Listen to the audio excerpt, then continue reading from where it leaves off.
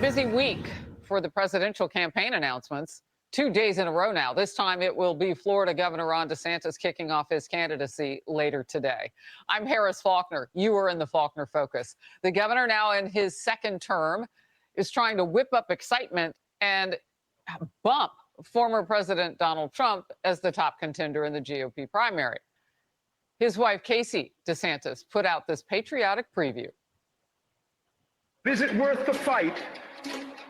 Do I have the courage? Is it worth the sacrifice? America has been worth it every single time. DeSantis is likely to be one of the most well-known in the pack outside of Donald Trump. 538's polling shows Trump's lead among GOP candidates is considerably widening since March. Some top Republicans, including former presidential candidates, say the governor has his work cut out for him. What's happening to DeSantis is he's beginning to shrink from being one of two to being one of many, which is a really dangerous position for him. Is there an opportunity to grow in the polls? Absolutely. At this point, President Trump is way ahead, so it's a daunting task really for any of these other candidates. I think DeSantis has to run his own race. He's got a crowded field. He has to show that he's the alternative to Donald Trump, but he's got an uphill climb. Jason Chaffetz, Fox News contributor, former Utah congressman, in Focus now. So, Jason, and now there are 7 by tonight with DeSantis. Yeah, look, Donald Trump is clearly out in front. I mean, it feels like he's almost lapping people at this point, but there's a long way to go. And Ron DeSantis is a serious candidate. He's got the money, the bank account to do it. He has the presence to do it. He's been building his campaign team, and he has a lot to offer the country. He was as successful as a governor. I think he's the only one. Correct me if I'm wrong, but he has a military background, serving as a JAG officer overseas for our nation, and he's been a successful governor. Let me ask you this, because I know everyone immediately focuses on the obvious in the room, and that is Donald Trump. How did they match up? I mean, is the criticism that he is Trump light? Is the criticism that he is completely different than Trump and is much more woke? Like, what sticks to Ron DeSantis in your mind? Well, I actually look at it a little differently. I see the stickiness of Donald Trump. Donald Trump has so many people, millions of people, that want Donald Trump and nobody else. They probably like Ron DeSantis. They probably like Tim Scott. They probably like Vivek Ramaswamy and what he's saying. But they are so loyal to Donald Trump. They feel like he got screwed over by the Department of Justice, the woke media, and everybody else. And they feel like he needs to finish what he was doing for 4 years. On the other hand, Ron DeSantis, you know, his case is going to be, I don't bring the drama. I get the results. You get the same quality. I'm 32 years younger than Donald Trump. I am the future. And if I run and win, I can go for 2 terms. I can go for 8 years, as opposed to just 4 more years of Donald Trump. You know, it got nasty pretty quickly with the topic of race when Senator Tim Scott jumped into with his candidacy yesterday. 2 days ago, he did his first interview daytime after that yesterday. And it's interesting how quickly mainstream media will pounce on conservatives. A Vanity Fair headline: Ron DeSantis will formally announce his 2024 bid with Elon Musk because apparently David Duke wasn't available. Jason. I mean, it's just so patently wrong. It's false. It's disgusting. It's why people hate politics. It's why a lot of good people don't run for politics. Ron DeSantis and Tim Scott are 2 of the finest Americans we have in this country.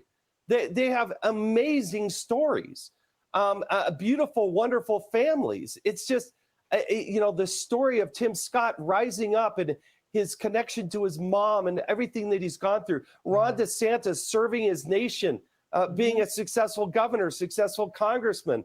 You know, he's got a wife, 3 kids. His wife is fighting breast cancer. I mean, it doesn't get any more American than that. Yeah. And can't they just give him 3 minutes to actually give a perspective that has some balance? They can't, because it's threatening. It's a narrative that on the left that they are not comfortable with. And when you talk about military service, just to be specific, it was Navy SEAL Team 1 Ron DeSantis was the legal advisor for. So just that. Senator Tim Scott, though, kind of got an interesting, bounce of reality for some on the left.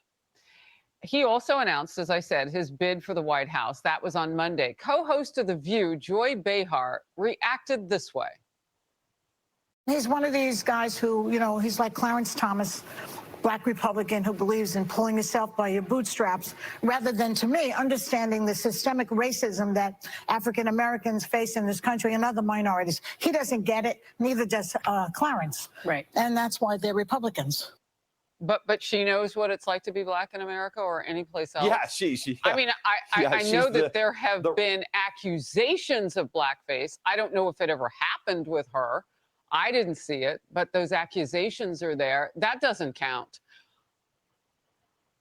Yeah, I mean, they would never talk about Justin Trudeau or some of the other things that happened with on the Democratic side of the aisle. It's just disgusting.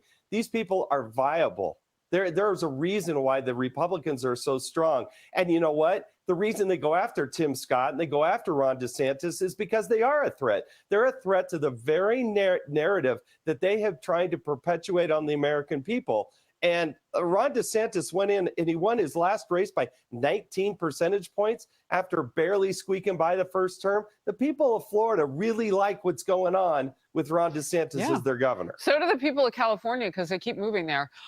Look, Senator Tim Scott has taken it before like this, and we will see how DeSantis will handle it. Here's how Senator Tim Scott has repeatedly fired back at those types of attacks that are completely untrue from Joy Behar, and even outlined his own personal experiences on multiple occasions. Watch.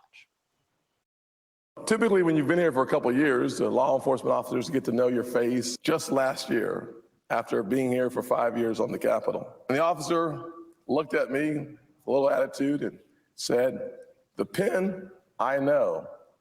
You, I don't. Show me your ID." Either he thinks I'm committing a crime impersonating a member of Congress, or what? Yeah, that was a 2-day series, as I remember. It was a 2-part series on the Senate floor, and his full-throated backing of the police department and law enforcement across the country was coupled with, has he had his own experiences transparently? Joy Behar just needs to read or go to YouTube, I suppose. Look, let's talk about the field again. And how do you rise in a field like this? I mean, how do you set yourself apart and be different? Well, I look, there's going to be all kinds of ads. There's going to be a lot of barnstorming, small meetings. Those people in Iowa get to meet each of the candidates. But I really do think when Fox News hosts that debate that happens in August, that will be a major moment. How do you break out? How do you have so many people on a stage and have an actual debate? But that's where Ron DeSantis made his move against Adam Putnam. I was there. I was at the event. Ron DeSantis was way behind. And Adam Putnam had more money, had more name recognition. And even though Ron DeSantis had the backing of Donald Trump, he was still way behind. After that debate, he was the clear front runner, and he dominated from there. Now, debating against Donald Trump is going to be a whole lot different than Adam Putnam, believe me. And that's why it's going to be such a fascinating experience. All right. Good to see you. Thank you. We'll watch all of it. It happens. Oh, wait. Don't go away. Don't leave. Fox News alert now, and I want you to stay for this. House Speaker Kevin McCarthy is set to speak this hour after saying he is nowhere near a debt deal with President Biden. Just to remind you, we are 8 days away from that, what they call X date from the Treasury Department. That's when we begin to default in the United States. The U.S. hit its $31.4 trillion debt. Actually, they hit that ceiling back in January, and they've been doing all sorts of, financial gymnastics to get us to this point. It's now T-minus 8 days until that projected default date. And the biggest sticking points, of course, work requirements for welfare benefits and spending cuts. A new editorial out says Democrats, quote, stupid debt ceiling tricks, accusing the White House of even more spending items being kept out of negotiations. I mean, They don't want any changes. They just want more money on the left. One high-profile progressive threatens that any cuts would mean big repercussions. I think there would be a huge backlash from our entire House Democratic, caucus, certainly the progressives, but also in the streets. It's important that we don't take steps back from the very strong agenda that the president himself shepherded and led over the last 2 years.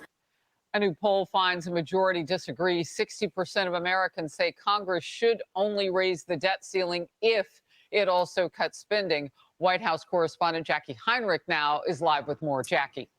Hey, Harris, it is clear that Treasury is getting pretty antsy about the lack of a deal here. We can confirm that they've started reaching out to federal agencies to see if any payments can be slid to a later date, effectively postponing the X date and buying Congress more time to hash out a deal. A spokesperson tells Fox that the outreach is necessary to get a true estimate of when the country will run out of money.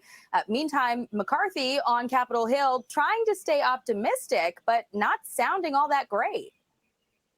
Democrats don't even want to spend less. They want to spend more. That's unreasonable. When you're spending more than at any time in American history. I still feel they're productive, the talks. I'm hopeful that they come back, that they realize what the American public is telling them as well. The speaker's team says the biggest gap is on spending levels and limits, but Fox has learned Democrats are very resistant to new work requirements for some welfare programs, saying the latest GOP offer cuts SNAP benefits beyond what's in the House passed bill, calling that harsher than what Trump once tried to do. And even though the White House reciprocated praise for McCarthy yesterday, saying his team is making a good faith effort, that's not being echoed by House Democratic leadership. Speaker McCarthy is beholden to the most extreme members of his conference. Extreme MAGA Republicans want to end Social Security as we know it. And the White House is not disavowing what's being said. Party here? I believe he's the leader of the Democratic caucus on the House, so I would presume that is a yes. So it just seems like there's a bit of a divide between the rhetoric that he's using and the rhetoric we're hearing out of the White House. Look, I think multiple things could happen at the same time. So House Democrats not at the negotiating table are still trying to engineer an end run around Biden's negotiations and pass a vehicle for a clean bill to raise the debt ceiling with a discharge petition. But the White House denies that signals there's any doubt in the president's ability to lead. Harris. Look, Jackie, great job pushing back on the White House press secretary there. And look, sometimes two things can be true, but not when they're oppositional. Right. You can't say something's happening and it's not happening at the same time. They actually both can't be true. Jackie, great job. Thank you. House Republicans taking on the Biden administration's relentless green energy push, including banning gas stoves. That hearing is happening right now on Capitol Hill. I wish I could be there. You know how I feel about it. We're watching this, and we'll jump into it for any interesting moments, like let us cook our food. Plus, big backlash after North Carolina's Democrat governor declared an emergency over a Republican education bill. What's the emergency? Parents will be allowed to pick the schools their children attend. Goodness gracious. What an emergency. More and more states are looking to give parents the right, more rights, when it comes to their own children's education. But the left is putting up quite a fight. Power panel next. We want to update you on reports last week claiming that upstate hotels in Orange and Rockland counties, New York, included the Crossroads Hotel, evicting a group of homeless veterans. We've since learned that those veterans' advocates were misleading local officials. And now it turns out that those eviction claims were false. We wanted to update you on the story and make sure the record is set straight. More information on this as we get it. Democrat North Carolina Governor Roy Cooper has declared a state of emergency over an education bill. He doesn't like what the Republican Party has done. He wants to stop a GOP school choice bill. The Dem governor apparently had to get creative because Republicans hold a veto-proof majority there. He claims the bill would drain funding from public schools. Critics say that's not true. This is political. This is a state of emergency for special interests who want to trap kids in failing government schools. Governor Cooper here is flailing. He's having a temper tantrum, a total meltdown, because him and his party are losing control over the minds of other people's children, and there's not a dang thing they can do about it. We can just go cry harder, because we're going to empower all families with school choice this year in North Carolina. He told that governor to cry harder. A growing number of states are giving parents more rights. 5 states now have a universal policy which lets parents use state money to send their children to schools of their choice. Nearly 24 other states offer tax credits or scholarships. Cassie Smedley, former executive director of America Rising PAC, David Carlucci, former New York state senator. Great to see you both. Cassie, I'll start with you and your top line thoughts about this governor saying, wait, this can't happen here. It's an emergency. It can't happen here, except wait, the governor sends his child to a private school. So apparently the public schools are all great except for my own kid. And isn't it so often that we end up finding that out about so many politicians? Barack Obama comes to mind with his kids, of course. But here's the bigger deal, and this is what's been pointed out by so many, is that North Carolina schools, not only are kids underperforming, but 7 out of 10 North Carolinians want school choice. Across the board, nationally, in polls across the country, support for school choice, high 60s, mid 70s. Why is that? It is because parents are saying, I want my child to go to a school that suits my child's needs, and I deserve to have a say in this. And who loses in this issue? It's those in the underperforming schools. It's often those in the poor neighborhoods. And so Democrats continue to tout that they are the party of the poor while pushing policies that promote unions while hurting the poor and those most in need in our society. Real quickly, some of the proposals in the bills that the governor doesn't like and calls extreme are a parent has the right to direct child's education, direct child's religious training, make health care decisions for the child, notification of criminal offense against a child. Well, who would be against that, David Carlucci? Well, the governor is taking a stance here, and it's kind of refreshing because this governor is term limited. He's not running again. So he's standing up for what he really believes, and that's the foundation of public education. And there's a place for private schools, a place for charter schools, but it's not to supplant or replace public school education. And it's great when you can get your kid into a great private school. But remember, that's not mandatory. Private schools can deny you. They don't have to take you, I don't even understand how there's contention. Make health care decisions for the child, notification of criminal offense against a child.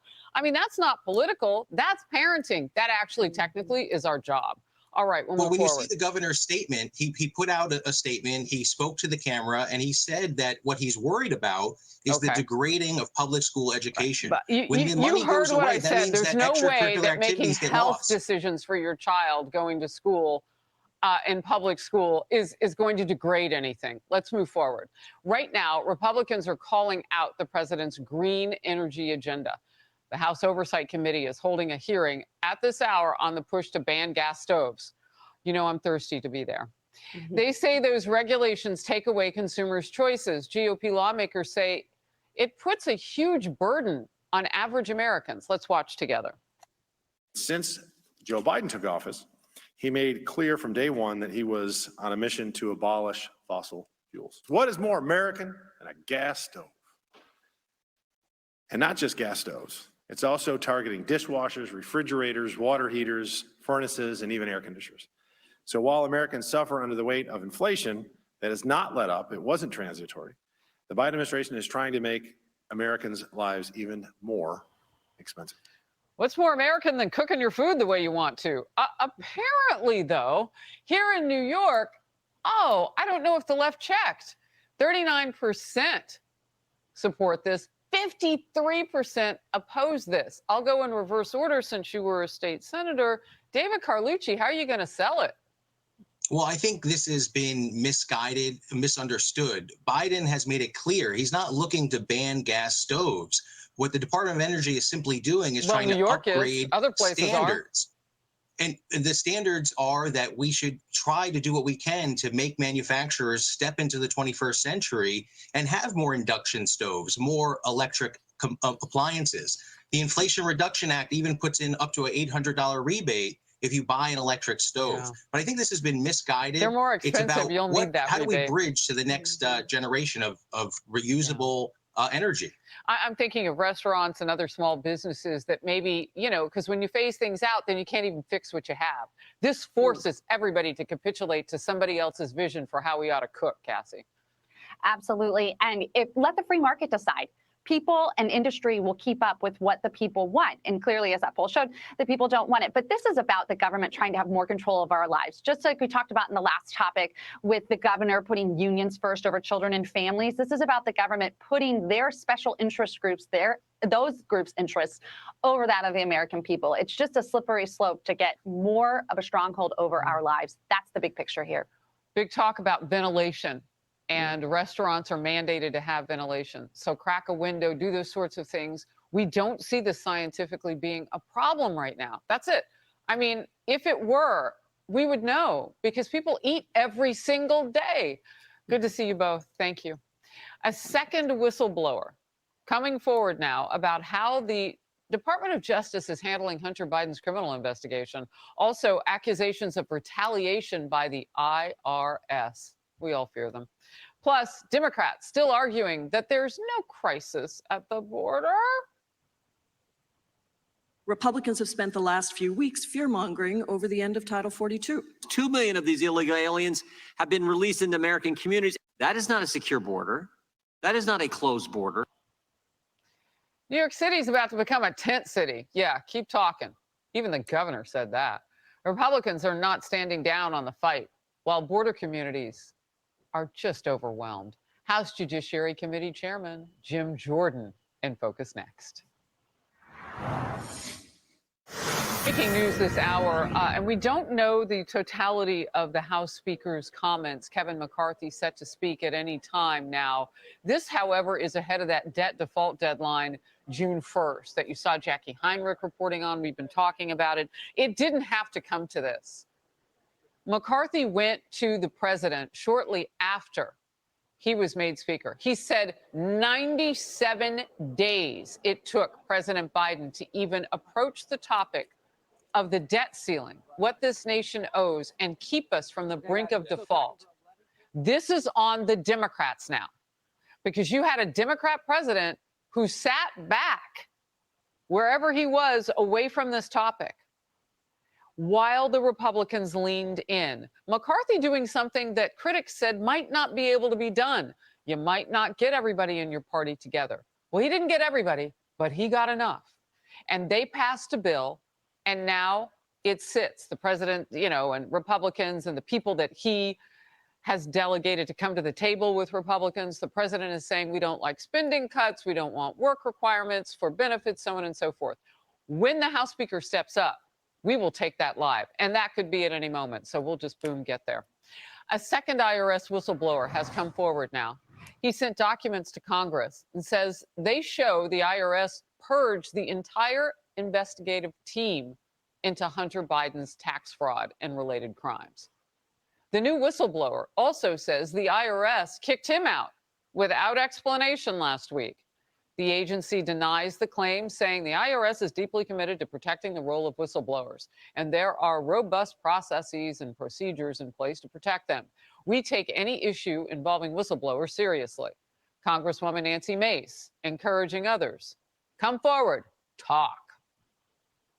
When you hear stories about these whistleblowers and one at the IRS just last week being fired for no good reason, my message to anyone at the IRS today or anyone in the administration, if you have something to say, if you've seen something with the Hunter Biden investigation, you want to talk to the Oversight Committee, we will protect you. We're going to protect every whistleblower that comes forward into this investigation. If the FBI and DOJ won't do their job, well, we'll do it for them. A pair of op-eds now also weighing in. One says fresh evidence justice is sweeping Biden family crimes under the rug. Another warns IRS cover-up of Hunter Biden could be scandal that sinks a presidency. Republican Congressman Jim Jordan of Ohio, chairman of the House Judiciary Committee and Subcommittee on the Weaponization of the Federal Government, is in focus now. First of all, another whistleblower comes forth. Tell us what's at stake here for Biden. Well, fundamentally, the agencies can say, "Oh, we're treating whistleblowers the way we're supposed to. We're following the law. We're protecting." But that's not what their actions show. We had 3 of them come testify last week in front of the select committee who told us how they've been retaliated against. This is now the second individual at the IRS who's been retaliated against. So they can say whatever they want, but we see what's being done to these individuals for simply coming forward and telling us the truth. They're being retaliated against. That is not how the law is supposed to work. But it's a further, I think, evidence of how these agencies have been turned on we the people, turned on the American citizen, the taxpayer who supports them. So that is what we're focused on doing in Speaker McCarthy and the Republican majority here in this Congress. Well, look, from a 37,000-foot view of this, they have chilled an investigation. I mean, it's one thing to, what you're saying, break the law and put pressure on whistleblowers and retaliate against them. And then adjacent to that is to just chill the pursuit of justice. Of course. That's this whole, to chill speech, to chill First Amendment Act, to chill people from coming forward and talking to Congress.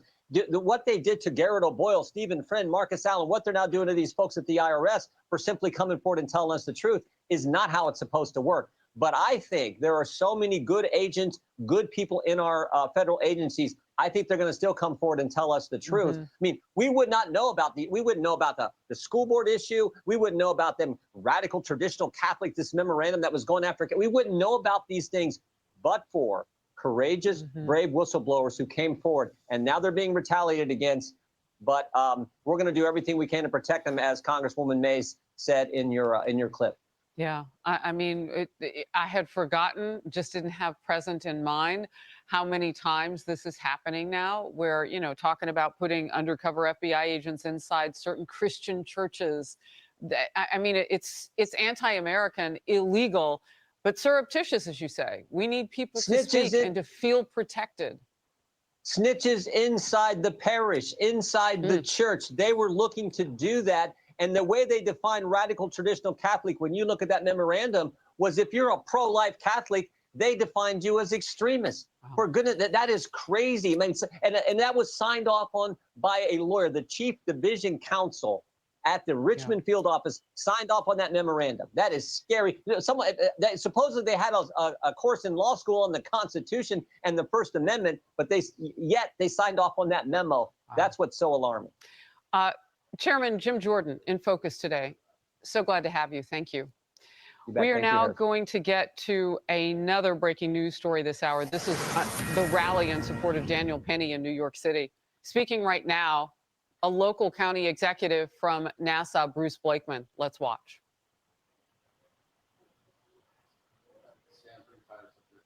Very clear that Daniel Penny did nothing wrong.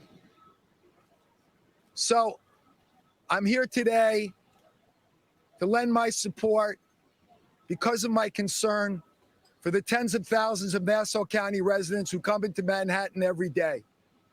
We need a district attorney in Manhattan that upholds the law, that values law-abiding citizens over criminals.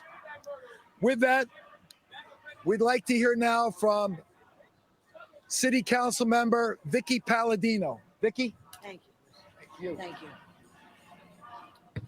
Good morning, everybody. How are you? Good morning. Once again, I find myself in a situation where I have to get behind a mic and start to talk about how somebody has with mental illness and the system has failed them. The situation is certainly a sad one for all involved. It's sad for Mr. Neely, who has been failed by the system that should have gotten him off the street and gotten him the mental services that he deserved and desperately needed. It's sad for all New Yorkers who are continuously victimized by those like Mr. Neely.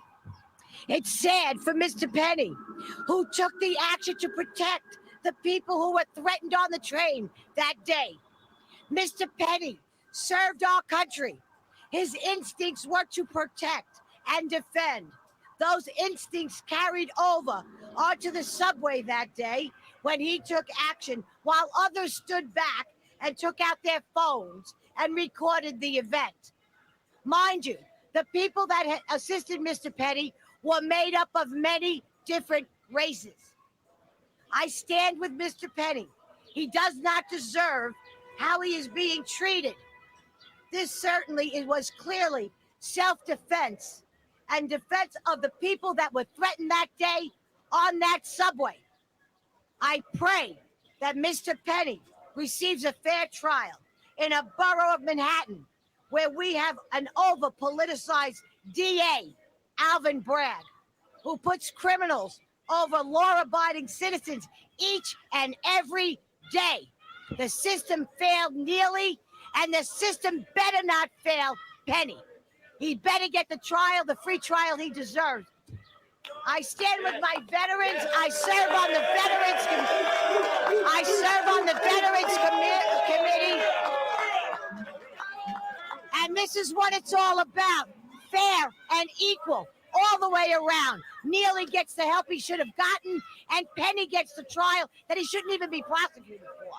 This is unnecessary. Thank you very much, everybody.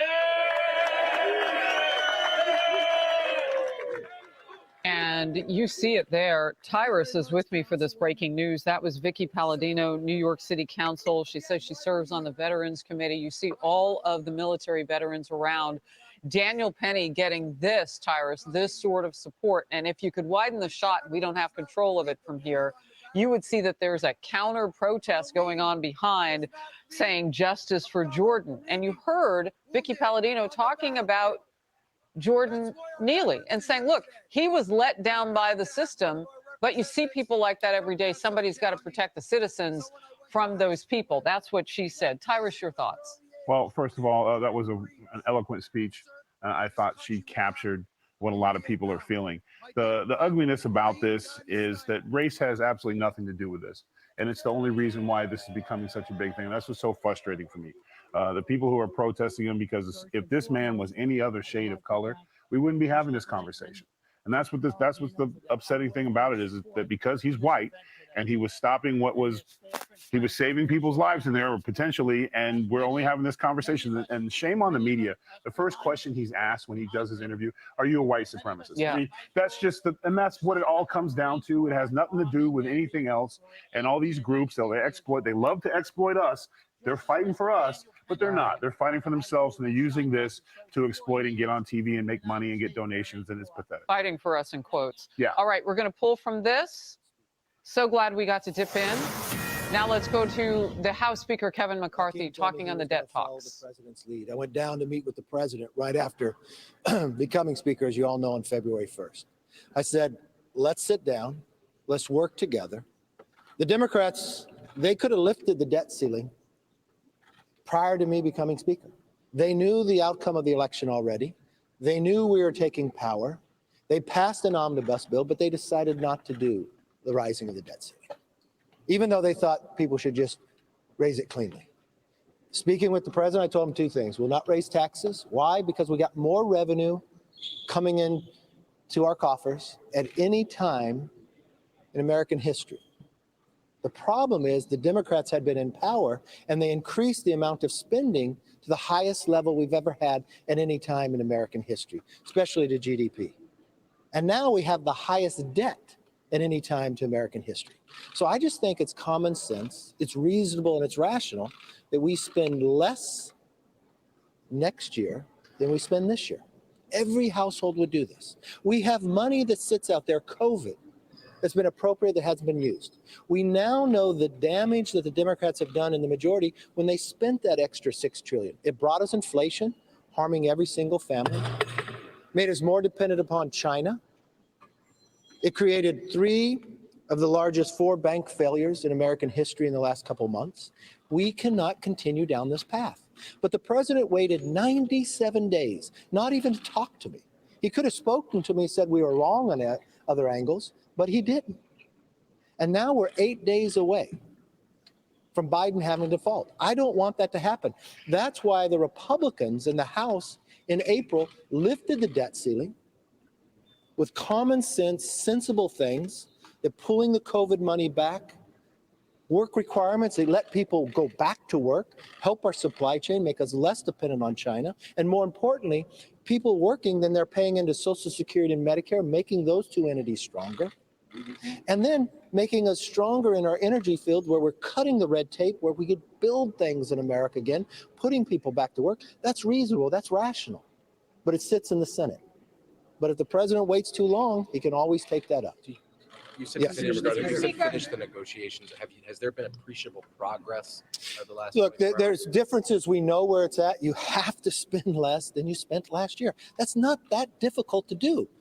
But in Washington, somehow, that is a problem. They have increased spending with the Democrats in the majority on discretionary spending by more than 33%. No household's been able to afford to do that. We can find waste. We can eliminate that. The president eliminated a lot of places that we can't talk about, so I got a short area to do it, but we found a reasonable way to do it. So it's not that, look, I think we can make progress today. I'm hoping that we can make progress. Mr. Speaker, what do you say to those who believe you can't get to yes because so many members of your conference won't accept anything less than the bill you've already passed? They're wrong. You know, you underestimated me the whole time. The one thing you should learn from me, I will never give up for the American people. Those are the people I'm looking at. Can we get to yes? Yes. We passed a bill. With no Democrats. You need a bipartisan bill now. Can you get to yes on a deal that will take Democrats? Thank you, because you just identified the problem. No Democrats. So every Democrat voted against raising the debt ceiling. Nothing has happened in the Senate. I'm not a senator. I don't control the Senate. Why didn't they pass something? The president, he didn't talk to us for 97 days. So don't blame me for reaching out to the Democrats, for begging the president to meet with me or trying to find it. And don't blame us, Republicans, when we put a reasonable bill together that we actually took Democrats' ideas. So when we put spending for government and increase it 1% each year to cap it, so the slow growth of government, so the economy can catch up, that was a Democrat idea. When we put work requirements in to help people get a job, that's something Senator Biden voted for and President Clinton signed into law. That was a Democrat-supported idea too. So it's not my fault that the Democrats today have become so extreme, so far to the socialist wing, that they are now opposed to work requirements, that they are now opposed to saving $1 less than you spent the year before. That to me really seemed that the problem are the Democrats. Mr. Speaker, but the White House says they're trying to meet you halfway. So, I mean, at this stage of the game, since you are at loggerheads, what is the off-ramp here? Look, the off-ramp here is to solve the problem, to spend less than we spent last year. That's not that difficult. They still want to spend more. You cannot do that. No household would do that. Look, I explained this before. Plan is unreasonable. Well, they don't have a plan. They never passed anything. So, and you can't spend more money the next year than you spent this year. Look, I've explained this before. A debt ceiling, so the American people understand, is having a credit card. You raised and you hit the limit. So year after year, you just kept raising the limit. So you're paying more interest. So now in America, 17 cents out of every dollar comes in just goes to interest. But now you owe so much on your credit card. You have to pay it. But you owe more than you make in an entire year. So now for America, we owe more on our debt than our whole economy is worth, 20% more. So should you just raise the debt limit, or should you literally think, let's eliminate some waste? If we had spent money, billions of dollars for a pandemic, that money has sat there for 2 years, pull it back. If we can have a provision to help people find jobs, let's do that. If we can find a way that cut red tape to let people go back and build things in America and make us energy independent and not beholden to China, let's do that. That's all we're asking. We're being reasonable. Yes. That you're going to need Democratic votes, probably in the House, definitely in the Senate. You have a Democrat in the White House. Why not offer a single concession beyond saying we're not going to default? We've offered a lot of concessions. The cap on the spending is a Democrat idea. The work requirement was a Democrat idea. The time, I can't help it if the Democrats have become so extreme and now is a party of Bernie Sanders than the party where Joe Biden was elected. Joe Biden is the president of the United States. He is the head Democrat. But if AOC and Bernie Sanders is going to run their party, that's not my fault. I'm not even sure Bernie Sanders is a registered Democrat. Speaker, if the president does not agree to exactly what you want, are you willing to blow past this? Okay, first of all, Your premise of your question is all wrong. When have I ever said you have to agree to 100% of what I want? All I've ever said to the president from February 1st, let's talk. There's only a couple things I will not do, Mr. President. I will not raise taxes. Why? Because we are bringing more revenue in, even to the GDP, not just to the 50-year average, but the history of America. Only 2 other times have we brought in 20% of the GDP, 1944 and 2000. I will not put a clean debt ceiling on the floor. Why? Because we've spent more than we've ever spent before, and we have the highest debt than we ever had before. I just don't think that's right. But no, let me finish the question. And then I said to the president, but everything else is on the table. For 97 days, he wouldn't talk to me. So we passed the bill. We're not getting everything in our bill. I'm negotiating with the president. We passed a bill that raised the debt ceiling. If I did what you're saying, we wouldn't be talking. But I sit, and I'm sitting and sending our negotiation team down with theirs, their team is highly respected on both sides of the aisle. They know this House and Senate well, and I know together. And maybe you discounted me too. I didn't win Speaker on the first vote. It took 15 rounds. And you know what? I think we're stronger for it. And it's probably we didn't solve this problem on the first negotiation, but it took us 97 days. I firmly believe that we'll be able to get there. Yes, sir. Your negotiators yesterday said that the concession Democrats were getting was to raise the debt ceiling. So within the room there, what concession are you willing to give in order to save the economy? I'm willing to make America stronger, to curb inflation, less dependency on China, and spend less than we spent the year before. Because you know what? When we're elected, the power is loaned to us from the American public. Who's representing them? It's not my responsibility to represent the socialist wing of the Democratic Party. If the Democrat socialist wing and Bernie Sanders cared so much, they would have passed the bill. They would have done something on the border. It is not my fault they won't take action. It is not my fault that the president would not meet with me for 97 days. I'm sorry, but the moment he was willing to meet with me, I've been there each and every day. And I firmly believe we will get and solve this problem. Mr. Speaker, how much time will you give your conference to read the debt ceiling bill once an agreement is reached? 72 hours. Mr. Speaker, can I get clarity on that? Yes. Yes. Thank you, Jack Griffith. Could I ask you a couple questions on popcorn to my colleague Melina from our sister outlet, NTD? Okay, ask your question. Yes, okay.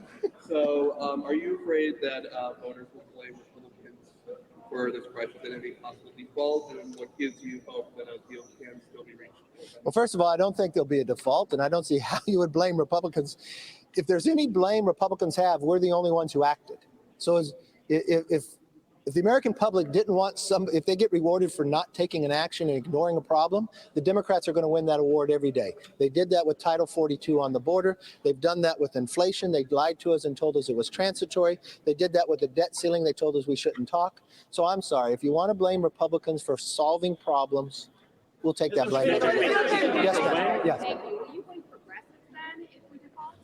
Look, the only thing I look at, if the Democrats control the Senate and they control the White House, and they wouldn't even do a bill and they wouldn't even communicate, I don't think I have to say who's to blame. If the Republicans have passed a bill that raised the debt ceiling, did it in a responsible, sensible way, I think the American public understand that. But first of all, let me tell the American public, I am not going to give up. We're not going to default. We're going to solve this problem. I will stay with it until we can get it done. But let's be honest about this. We have to spend less than we spent last year. It is not my fault that the Democrats cannot give up on their spending. And you would think, if you have the most revenue in the history of coming in, but when the Democrats were in power, they spent the most money. So we have the most expenses going out, the expenditures. It's not a revenue problem, it's a spending problem. And then you have the highest amount of debt. Don't you think that would finally wake them up to be sensible? Now, look, I don't want to point things out, but we have a new here with CNN. I just heard on your news station that 60% of Americans believe the debt ceiling should only be raised after you found savings. So to your question, I think we're representing the American public, and that's what we'll continue to do. Look, I apologize. I got to open up the House. I appreciate spending time with you. We'll continue to keep you updated as we go, and I look forward to the days that. Thank you all very much. All right, so that's the Speaker of the House saying, I'm not going to give up. I'm going to ask my team, pop up the graphic that he just talked about. He's right about this. He is with the American people. 60% say that they want to see spending cuts along with a debt ceiling raise. They do not want a clean debt ceiling. He says he doesn't want it and he won't go for it. Where is President Biden? Hopefully we'll see later today. He said that they're set to meet later today. There were no details given on that. I'll try to get some with his team. Tyrus remained with me because he's got some thoughts on this, Tyrus. There are people right now that are doing what? They're panicking. They're going nuts. I mean, if you're a federal worker and you're not going to get paid, what are you going to do? And then worst part of all, we saw the last speech that the president gave. Oh, at the G7? At the G7. He's negotiating. He can't get a sentence. There's no meeting. There's 97 days it took, and we're still not there. And that's the closest to an explanation, is that we're willing to do our part, but he still hasn't spoke with the president yet because he can't. This is where the issues that we see in front of us every time he comes out is coming to hurt the American people. And it's the American people that are really going to feel it. And you said a great point. They have to go out and get secondhand jobs just to pay daycare. They got to go do it now. They have to start looking for those jobs now. I mean, as a military brat, I know government workers still in my life. When paychecks stop flowing, you can't wait until the day. Most people are in the hole for a check. Yeah, and So, when you owe money, no one's like, oh, you know what, just get it when you can. But those daycare issues are real. Yes, they are. Because the pandemic nearly broke us. We sat at home, we didn't keep it all together, and then we came back into this workforce. And there are particularly women and people of color who need that help just to know, okay, I'm going to drop my kid right here and go work my job. They want to work. By the way, work requirements aren't necessarily offending anybody. No, but the millions of people are working. Listen, a lot of us diminished savings during the pandemic. A lot of people went through some really hard times. Then when they catch their breath, everything went up. Gas, eggs, electricity in your house, everything. Then you feel the pinch of that. And then now you're not going to have a paycheck until these guys figure it out when they're not even sitting at the table. So look, one thing that we saw from the House Speaker here, and it seemed to be a rather guarded look at this, because you have to be now. You got to get sober. He talked about those 97 days that he tried to meet with the president on this issue, and it didn't happen. Nope. And now he's saying, look, that side will take the blame, but push that aside. We got to get this done. Right. Well, because politics here's the deal. aside, got to Taking the get this done. blame in this day and age where no one's accountable, the blame, how about the hurt? Taking the hurt, it's the American people. They don't care about blames. It's a news cycle. The people who are getting hurt, please remember this when it's time to vote. Amen. Tyrus, thank you. Thanks you. for being with me on a couple of breaking news stories. New York's 35th annual Fleet Week officially kicks off today with a ceremonial parade of ships. It's gorgeous. Alexis McAdams from the USS Intrepid, where I walk past every day to catch the ferry to go back to Jersey. Harris, yeah, beautiful day out here. And when you walk by here, next time you're going to see these massive ships. Check it out here over my shoulder. This is the USS Wasp that you're looking at. It is a massive ship on this Fleet Week, as we all get a chance to thank the sailors, the Marines, the Coast Guards, and the men and women who serve our nation every single day. The 35th annual Fleet Week, Harris, for the week-long celebration that kicks off with that big parade of ships you're looking at. People gathering around the USS Wasp. That's a United States Navy multi-purpose amphibious assault ship that moved into New York City this morning, including vessels from the Navy, the Coast Guard, the Naval Academy, the Italian Navy, the Royal Navy, and more. The ships will be here along the Hudson River, Harris. You can come check it out here. And the celebration runs throughout Memorial Day weekend. Back out here live, we can tell you that this USS Wasp that a lot of people are coming by to get a look at, Harris, will be here through next week. And then a very specific celebration on Memorial Day where there will be a flyover. Harris? Oh my gosh, I don't know if you could see it, but our men and women were at the ready for that photo op right there. I mean, what a beautiful sight. It is so special to have our military branches here in the city and all along the Hudson River. How blessed are we to have them fighting for our freedom. Alexis, thank you. Outnumbered starts now.